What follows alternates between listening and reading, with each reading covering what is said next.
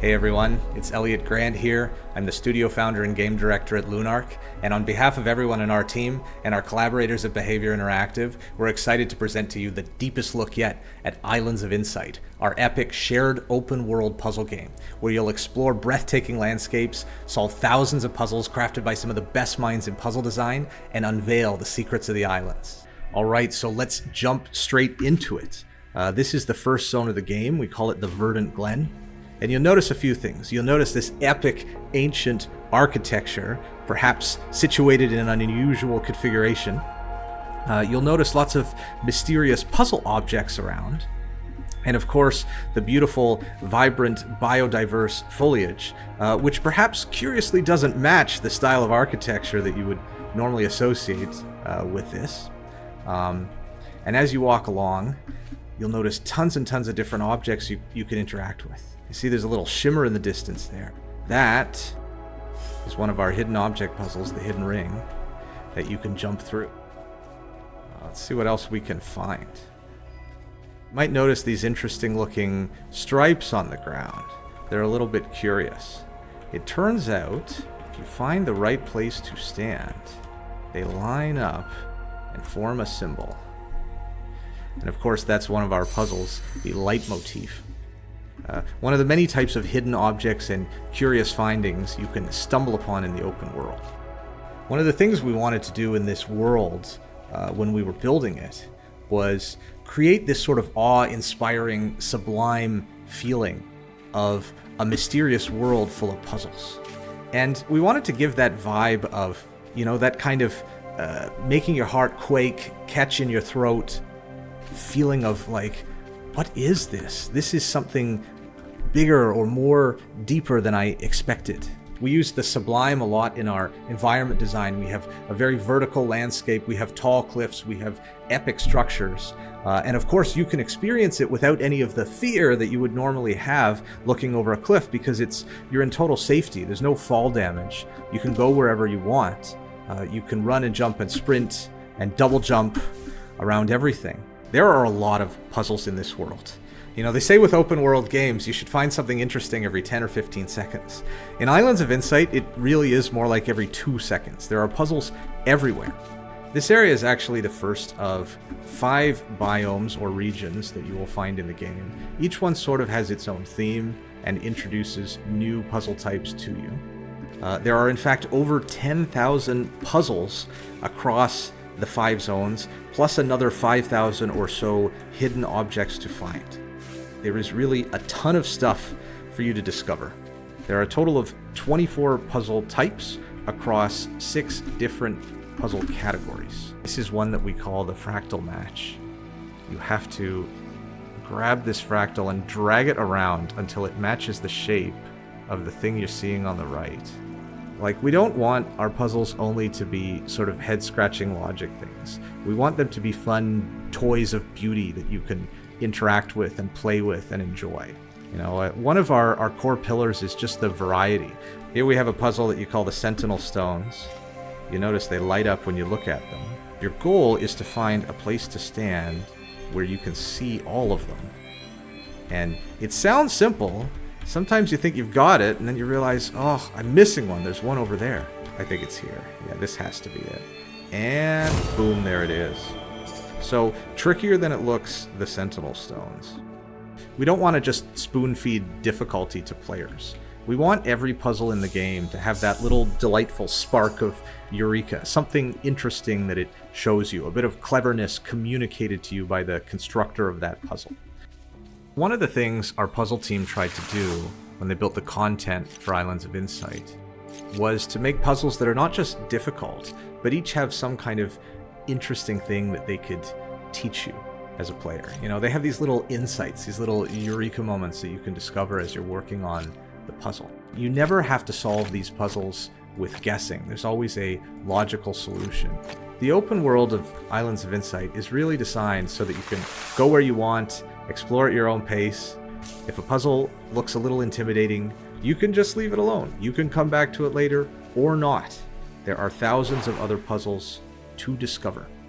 So here we have the mastery screen where it shows my progress in leveling up each of the 24 puzzle types. Each time you complete a puzzle, you'll advance your mastery of that puzzle type. And on this screen, you can see all my different levels of the various puzzle masteries. The masteries also contribute to my global player level, and as that increases, I can earn a variety of different cosmetics and sparks. The levels also unlock upgrades, which can be purchased using those sparks. And upgrades in a puzzle game, you might say, what are those? Well, there's a few different types. There are some that provide additional movement options to you as a player, some that unlock tools for advanced puzzle solvers, and some that add additional challenges to puzzle types, providing extra rewards if you solve the puzzle in a unique way. This is a particularly interesting upgrade, the Charged Jump, and I'm going to grab this one now. You see it lets me hold space for a few seconds to jump really high. In addition to jumping and double jumping, you can also pull out your wings and glide, which is great for getting a new vantage point at things, exploring, solving some puzzles, and just moving around and enjoying the vibe.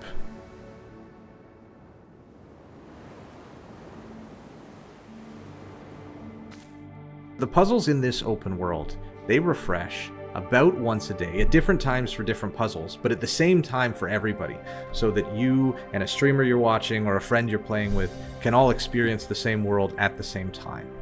And if you miss a puzzle because it despawned, don't worry, it will be back in due time.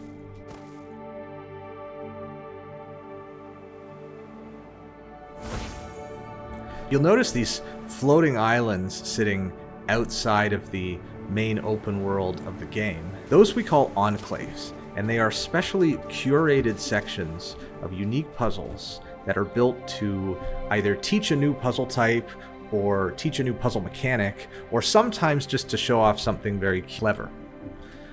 The enclaves form a major part of the game's single-player campaign, and you will need to complete quite a few of them in order to awaken all of the different puzzle types in the game.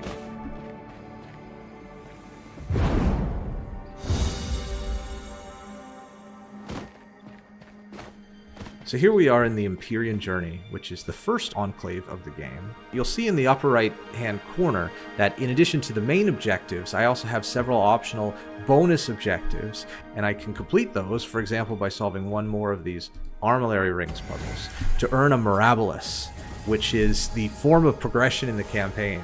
The Mirabilis is sort of this fractal thread of energy that forms the universe that we live in, and by collecting these you will awaken additional zones, enter their enclaves, and maybe even gain access to some secret ultra difficult endgame enclaves. Now that I've collected that Mirabilis, I have enough for my next objective in the game, which is to head to the second zone, which we call Lucent Waters. The theme is of course Greco-Roman architecture, but it also uses a biome that is inspired by the Caño Cristalis area of Colombia in South America, with these beautiful, colorful seaweeds.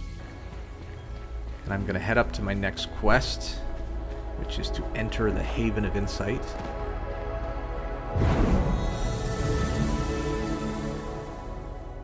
This is an area that we call the Haven of Insight. It's sort of one of the central zones of the game, right? It's sort of the lobby or hub area of the game.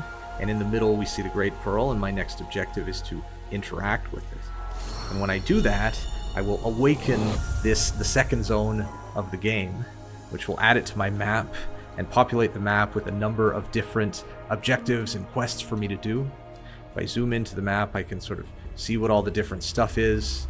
Each of these pips is a Mirabilis that I can earn by completing an objective of one of those quests. Up top here, you'll see my progression in the zone, and if I expand it, you'll actually be able to see each Mirabilis that I could earn alongside my puzzle collection, which tracks the individual puzzles that I can collect in each of the zones. The Great Pearls also enable fast travel, so I can teleport to one of the Great Pearls if I want to move there.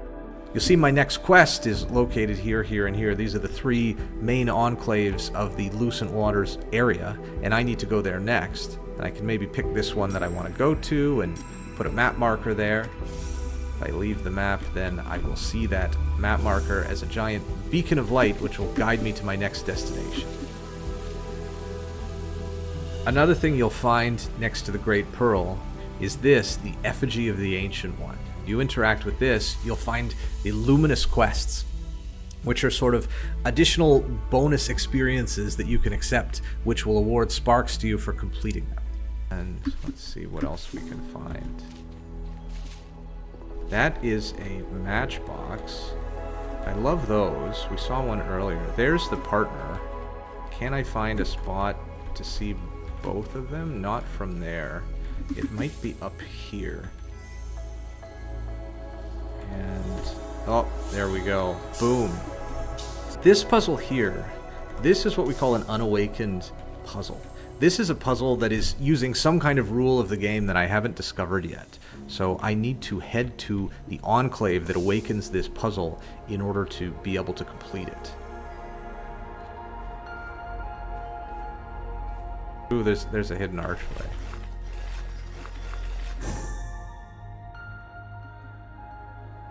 Now I'm heading into the third zone of the game, the Autumn Falls area, which is a completely different biome. As you venture into the late game zones, you will notice more and more types of unawakened puzzles. Of course, the invitation is there for you to go and play the enclaves that will awaken them, so that you can solve them in the open world. The story of the land in this game is that it was created from the memories of another world, in this case our world. And so it allowed us to take inspiration from lots of different areas on the planet to create sort of new and unique zones that don't normally exist in video games. This area is inspired by the Canadian Niagara Escarpment, but also Chinese hanging temples. And we got this idea because we were working with people from those two parts of the world in building this zone. The story of the game allows us to be very creative in the types of architecture and landscape that we combine together when building the environments. As you're exploring the islands, you will find other players. This is my friend here. And this matchbox right here, I cannot find its partner. So I'm going to ping it, which is basically asking my friend here for help.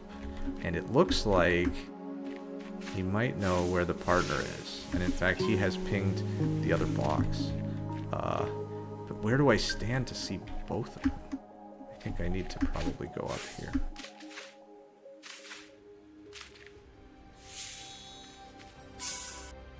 Here, my friend has graciously offered me some help, and I'll express my gratitude with an emote. And as I go back to my own journey, you'll notice I've walked straight through my friend. There's no collision between players, so other players can never get in your way. This is your journey, and all the unique puzzles in the game are accessible to you and you alone without another player ever being able to stop you from solving a puzzle. So that's it, that's the deep dive. But what I've shown you is just a tiny glimpse of what Islands of Insight has to offer. There are many more areas to explore and thousands upon thousands of puzzles to discover and solve. In today's fast-paced world, we hope Islands of Insight offers a sublime escape for those of you looking to unwind. We've built this world to have a lot of room to grow. There are countless opportunities for new puzzle types, new variations on existing types, new interactions, new areas and enclaves, even new biomes to explore. We can't wait to see where this journey will take us. If you want to discover more, you can play our demo for free during the Steam Next Fest from February 5th until 12th. So head on over to Steam and wishlist the game. Thanks for watching. We'll see you on the islands.